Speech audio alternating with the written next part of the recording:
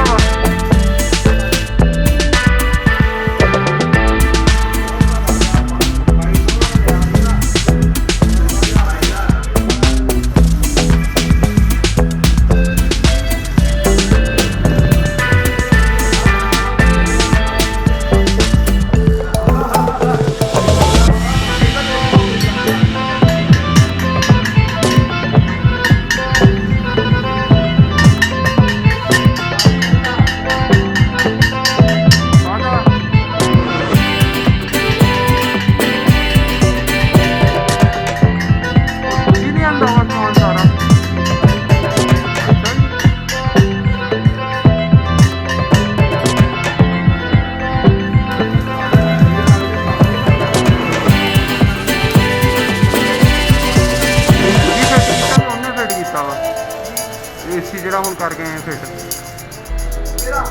AC ਕਿੰਨੇ ਨਹੀਂ fit ਕਰਕੇ ਆਏ ਹੁਣ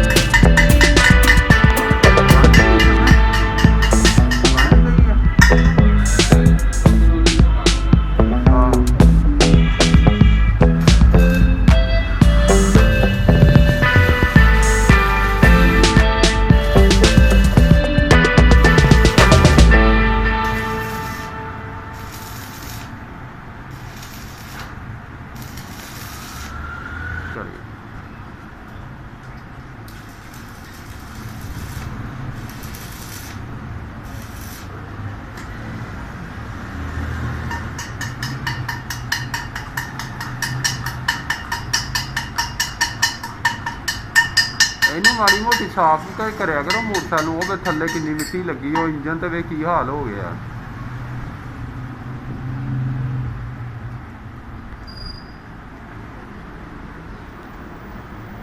अगर वीडियो अच्छी लगे तो लाइक, कमेंट और चैनल को सब्सक्राइब करना। शुक्रिया।